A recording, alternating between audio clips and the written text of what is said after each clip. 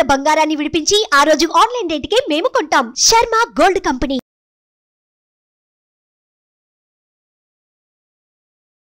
నమస్తే, welcome to Suman TV. నేను మీ యామ్ని. ప్రస్తుతం మనతో ఉన్నారు ప్రముఖ ఆధ్యాత్మికవేత్త, ప్రముఖ జ్యోతిష్య వాస్తు పండితులు బ్రహ్మశ్రీ డాక్టర్ నాయకంటి మల్లికార్జున శర్మ గారు ఉన్నారు. గురుగారితో మాట్లాడి మనకున్న సందేహాల గురించి అడిగి తెలుసుకుందాం. నమస్కారం గురుగారు. నమస్కారం అమ్మ. గురుగారు, ఇప్పుడు ఆగస్టు 16 నుంచి రవి మార్పు వల్లండి అసలు కన్యా రాశి వారికి ఏ విధంగా ఉంటుంది? తప్పకుండా. ఓం శ్రీ గురుభ్యో నమః. ఓం ఆదిత్యాయుధే సహస్రకిరణాయ ధీమే తన్నో సూర్య ప్రచోదయాత్. సూర్య భగవానుడి యొక్క అనుగ్రహం ఎప్పుడూ కూడా ప్రజల మీద ఉండాలి. సూర్యుడి యొక్క అనుగ్రహం ఉంటే ఏంటంటే ఆరోగ్యం బాగుంటుంది. ఆరోగ్యం మహాభాగ్యం అన్నారు. హెల్త్ ఈజ్ వెల్త్ అన్నారు. హెల్త్ ఈజ్ గ్రేట్ లక్ అన్నారు. ఆరోగ్యం బాగుంటే మనం ఉద్యోగ ధర్మాన్ని నిర్వర్తిస్తాము, ఒక వ్యాపారం పెట్టుకుంటాము, విద్యార్థులు బాగా చదువుకుంటారు. అంటే ఆరోగ్యం అనేది ఎప్పుడూ కూడా అనుకూలంగా ఉండాలి. ఆరోగ్యం బాగుంటే మన జీవితం అనేది చాలా బాగుంటుంది. ఎవరి తోడు లేకపోయినా కూడా ఆరోగ్యం బాగుంటే చివరి వరకు చనిపోయే వరకు బాగుంటారు. ఇక్కడ షట్ త్రిశస్తో భాను అన్నారు. అంటే షట్ 3 అంటే దశస్థో భాను అంటే ఏంటంటే గోచారీత్యా 3, 6, 11 స్థానాల్లో సూర్యభగవానుడు ఉంటే మంచివాడు అని అర్థం.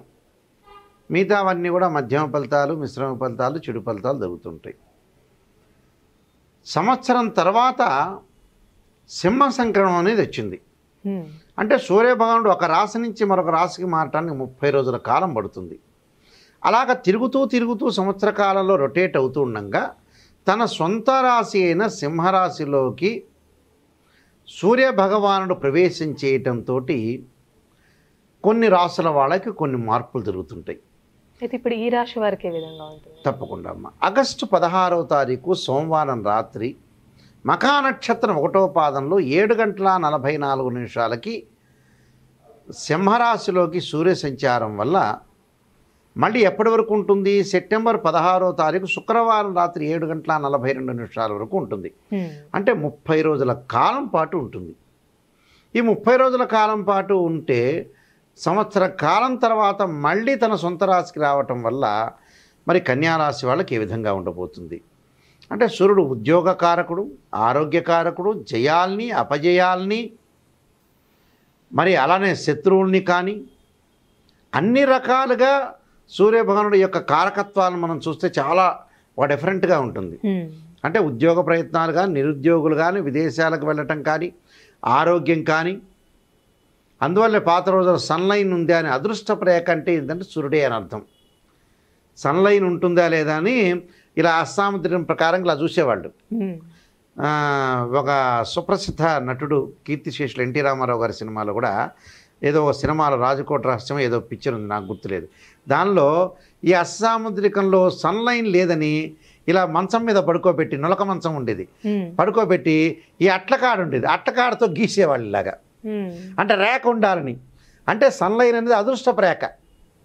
అంత కాళ్ళు చేతులు అంతా కట్టేసేసి రేలంగి ఏదో దానిలో పాత్రలో ఉన్నాడు, అలా గీసేవాళ్ళు. అంటే అదృష్టం కలిసి రావాలని. అంటే సన్లైన్ అనేది చాలా ఇంపార్టెంట్. సూర్యరేఖ అనేది బలమైన రేఖ. మరి గోచారీత్యా కన్యారాశి వాళ్ళకి ఎలా ఉండబోతుందో మనం చూసుకునేటట్టయితే కన్యారాశి వాళ్ళకి వ్యయస్థానంలో రవి యొక్క సంచారం. డబ్బు దగ్గర జాగ్రత్త ఉండాలి, భద్రత ఉండాలి. డబ్బులు ఉండొచ్చు, డబ్బులు వాళ్ళకు ఉద్యోగపరంగా ప్రమోషన్లు వస్తాయి, ఉద్యోగపరంగా లాభాలు కలుగుతాయి, వివాహ ప్రయత్నాలు సఫలీకృతం అవుతాయి. అమ్మాయికి కానీ అబ్బాయికి కానీ మంచి సుసంపన్నమైన కుటుంబం నుంచి అబ్బాయి కానీ మంచి ప్రవర్తన కలిగిన అమ్మాయి వచ్చే అవకాశాలు అయితే ఉన్నాయి. అంటే ఇవన్నీ జరుగుతాయి. జరిగినా కూడా కొన్ని విషయాల్లో మనం ప్రత్యేకంగా శ్రద్ధ పెట్టాలి. అంటే రవి సంచారం వల్ల సంతోషాన్ని, మంచి ఆదాయాన్ని, ఉద్యోగంలో పురోగాభివృద్ధి అంటే డెవలప్మెంట్ జరిగే అవకాశాలు ఉంటాయి. అంటే వృత్తి, ఉద్యోగ, వ్యాపార రంగాల్లో వీళ్ళకు ఒక రికగ్నైజ్డ్ అంటే గుర్తింపు లభించటం.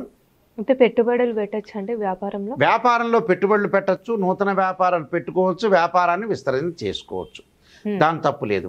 అయితే పిల్లల యొక్క చదువులు కూడా సానుకూలంగా ఉంటాయి. సానుకూలం అంటే ఏమిటి? చదువుని ప్రయారిటీగా చేసుకోవాలి, చదువుని ఇంపార్టెంట్గా చేసుకొని చదువే జీవితం, చదువే లోకంగా విద్యార్థులు ఎవరి యొక్క పాత్రను భూమి మీద వచ్చిన వాళ్ళ యొక్క పాత్రను పోషించి ఆ పాత్ర అయిపోగానే ముగియంగానే వెళ్ళిపోవడం అంతే. ఇది ఏమీ లేదు ఇక్కడ విషయంలో. అయితే ఏంటంటే మంచి శుభవార్తలు వింటాం, పిల్లల ద్వారా మంచి శుభవార్తలు వింటాం, ఇంట్లో ఏదైనా మతపరమైన కార్యక్రమాలు అంటే శుభ కార్యక్రమాలు జరుగుతుంటాయి.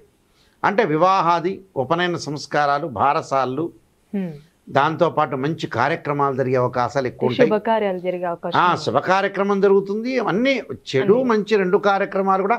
చెడు కార్యక్రమం కూడా తప్పని కాదు, అది కూడా ఒక శుభకరమైన కార్యక్రమే. శుభమైన కార్యక్రమాన్ని శుభ కార్యక్రమం అన్నారు, అంతే, ఏం లేదు అక్కడ. అలానే సమీప బంధువుకి నష్టం జరుగుతుంటుంది. వాళ్ళకి ఎవరైనా సరే ఈ రాశి వాళ్ళకి సమీప బంధువులు కొంతమంది ఉంటారు, రిలేటివ్స్, వాళ్ళకి హెల్త్ పరంగా ఉండే ఇష్యూస్ కానీ, కొంత మరణించటం కానీ, ఇలాంటివి కొన్ని జరిగే సంఘటనలు ఉంటాయి. టెన్షన్ పడకుండా ఉండాలి. ఉష్ణ సంబంధమైన వ్యాధులు అంటే శరీరంలో హీట్ రావటం ఒకటి, వేడి చేయటం ఒకటి, యూరినరీ ట్రాక్ ఇన్ఫెక్షన్స్ ఒకటి, ఫీవర్ వచ్చే అవకాశాలు, ఇలాంటివి కొద్దిగా వచ్చే అవకాశాలు. అంటే స్త్రీలకైనా పురుషులకైనా సరే ధన విషయంలో కొద్దిగా జాగ్రత్త అవసరం. ధనం వస్తుంది కదా అని మనం విచ్చలవిడిగా ఖర్చు పెట్టడం కాదు. ధనం వస్తుంది, దాన్ని పొదుపు చేసుకుంటేనే గ్రేటు. వస్తుంది కదా అని మనం ఖర్చు చేసుకుంటే ఇబ్బందే. స్థానచలనం జరుగుతుంది, అంటే ఉద్యోగంలో ప్రమోషన్ వస్తుంది, స్థానచలనం జరుగుతుంది, ట్రాన్స్ఫర్ అయ్యే అవకాశాలు ఎక్కువ ఉంటాయి. దానితో పాటు తరచూ ప్రయాణాలు చేస్తుంటారు. అంటే ఇష్టం వచ్చినట్టు డబ్బులు ఖర్చు పెట్టడం, తరచూ ప్రయాణాలు చేయటం. ఆప్త బంధువులకి రోగాలు. ఆప్త బంధువులు అంటే నేను ఇందాక చెప్పే సమీప బంధువులకి నష్టము, మనకి దగ్గరగా ఉండే వ్యక్తులందరికీ కూడా కొన్ని రోగాలు వచ్చే అవకాశాలు ఉంటాయి. ఆ రోగాలను కాపాడుకోవాలి. విశేషమైన కొన్ని ఆపదలు వెంటాడుతుంటాయి వీళ్ళకి.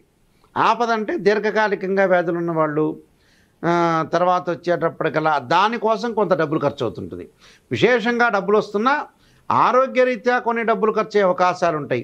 కాబట్టి ఇలాంటివన్నీ కూడా రాకుండా మనం విశేషంగా కాపాడుకోవాలి. కాపాడుకోవడం చాలా ఇంపార్టెంట్ కదా. అంటే లైఫ్ని మనం లీడ్ చేయాలంటే ఇలాంటి వాటిలన్నిటి కూడా మన ధనప్రాప్తి కలుగుతుంది, ఆకస్మికంగా ధనలాభం కలుగుతుంది, సుఖం కలుగుతుంది, స్త్రీ సౌఖ్యం కలుగుతుంది, అన్నీ కూడా జరుగుతాయి. విజయప్రాప్తి కూడా కలిగే అవకాశాలు ఎక్కువ ఉంటాయి. అంటే వాళ్ళు విజయాన్ని వరించే అవకాశాలు ఉంటాయి. అంటే సర్వద్రా విజయం లభించే అవకాశాలు ఎక్కువ ఉంటాయి. కానీ ఇష్టకామ్య సిద్ధిరస్తు అంటారు. అంటే మన కామ్యం అంటే ఏంటంటే కోరికలు, మనం చేయాలి, చదువుకోవాలి, ఒక వృత్తిలో డెవలప్ చెందాలి, మంచి ఉద్యోగం రావాలి, మంచి డ్రెస్ ధరించాలి, ఇలాంటి కోరికలన్నీ కూడా వాళ్ళకి సక్సెస్ అవుతాయి. వాళ్ళకి అంటే అనుకున్న పనులన్నీ కూడా సక్సెస్ అవుతాయి. కానీ ప్రాణభయము, ఆరోగ్యము, బంధు నష్టం, ఈ మూడు విషయాల్లో జాగ్రత్త ఉండాలి. దానికి కొన్ని పరిహారాలు చేసుకొని మనశ్శాంతిగా ప్రశాంతంగా ఉండాలి. అలాంటి పరిహారాలు చేసుకుని ముందుకు వెళ్ళాలి. అంటే ఎలాంటి పరిహారం అండి వీళ్ళకి సంబంధించి? తప్పకుండా వీళ్ళు సూర్యుని ఆరాధన చేయాలి. సూర్యుని ఎప్పుడు ఆరాధన చేయాలి అని అంటే ముఖ్యంగా అభిజిత్ లగ్నం అని ప్రతిరోజు కూడా ఉంటుంది మనకి. ఆదివారం రోజున అభిజిత్ లగ్నం అని ఉంటుంది.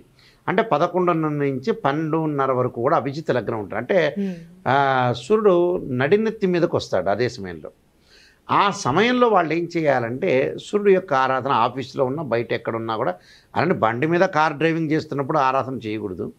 ఎక్కడన్నా ఆఫీసులో ఉన్నా బట్ అలానే పని వదిలిపెట్టి చేయకూడదు. కానీ బట్ సూర్యుని ప్రతిమను తలుచుకోవాలి. అంటే సూర్య భగవాను ఎంబట చూడంగానే ఎంబటి సూర్యుని ఆరాధన చేసేటట్టున్నారు. ఆయన 7 గుర్రాల మీద సప్త అశ్వారూఢం అంటారు. అంటే 7 గుర్రాల మీద వస్తుంటాడు. అంటే సూర్యుని నమస్కారం చేసుకో, ఓం సూర్యాయ నమః అని సూర్యభగవానుడు తలుచుకోవాలి. అలా తలుచుకోవటమే కాకుండా జపాకుసమ సంకాశం కాశ్యపేయం మహాదుతిం తమోరం సర్వపాపగ్నం ప్రణతోస్మి దివాకరం అనే మంత్రాన్ని చక్కగా చదువుకోవాలి. దానితో పాటు సూర్యుని ఆరాధన చేయాలి. సూర్యుని ఎలా ఆరాధన చేయాలి? ప్రతి ఆదివారం వాళ్ళు వెళ్ళేటప్పుడు గోధుమ పిండి తీసుకొని 2 ప్రమిదలు తయారు చేయాలి. చక్కగా 2 ప్రమిదలు తయారు చేసి దానిలో 2 ఒత్తులు వేసి ఆవు నెయ్యి వేయాలి. ఈ మధ్యకాలంలో చాలామంది కూడా రకరకాల నూనెలు, కనపడిన నూనెల్లో విప్ప నూనె, శనగ నూనె, కొబ్బరి నూనె అన్నీ వేయండి అంటుంటారు. అసలు నిజం చెప్పాలంటే శాస్త్రంలో ఆవు నెయ్యే శ్రేష్టం అంటాడు. పాతకాలం అంతా ఆవు నెయ్యి వేశారు. నిజంగా ఈ నూనె వేయండి, ఆ నూనె వేయండి, ప్రజలను కన్ఫ్యూజ్ చేస్తున్నారు. ఆవు నెయ్యి కంటే మించిన నూనె లేనే లేదు. ఆవు నెయ్యికి దానికి ఇంకా మళ్ళీ తిరుగుండదు. అది ఒకటి కన్ఫ్యూజ్ లేకుండా ఉండాలి మనిషి. ఆవు నెయ్యి శ్రేష్టం అంతే, ఇంకా డిక్లరేషన్ అది. ఆవు నెయ్యితోటి దీపారాధన చేయాలి. ఆ దీపం అనేది ఆరాధన చేసిన తర్వాత సూర్యుడు యొక్క ప్రతిమ ఉంటే దానికి సూర్యుడు అష్టోత్తరంతో పూజ చేయాలి. పూజ చేసి ఆ కుంకుమ ధరించాలి. ఈ ఏదైతే ప్రమిదలు ఉన్నాయో ఆ ప్రమిదలు ఎక్కడ పెట్టాలంటే జిల్లేడు ఆకులు 2 తీసుకొని ఆ జిల్లేడు ఆకులను కోసి ఆ జిల్లేడు ఆకుల కింద ఈ ఏదైతే దీపాలు పెట్టాలి.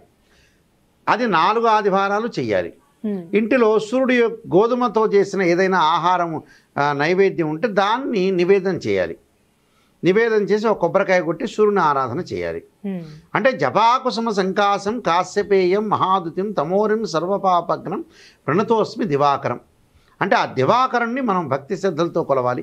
కొలిస్తే మనకు మంచి జరిగే అవకాశం ఖచ్చితంగా ఉంటుందమ్మా. మంచి పరిహారం తెలియజేస్తారండి. ధన్యవాదాలు. నమస్కారం అండి. సుమన్ టీవీలో మీ పర్సనల్ అండ్ బిజినెస్ ప్రమోషన్స్ కోసం కింది నెంబర్కి కాంటాక్ట్ చేయండి.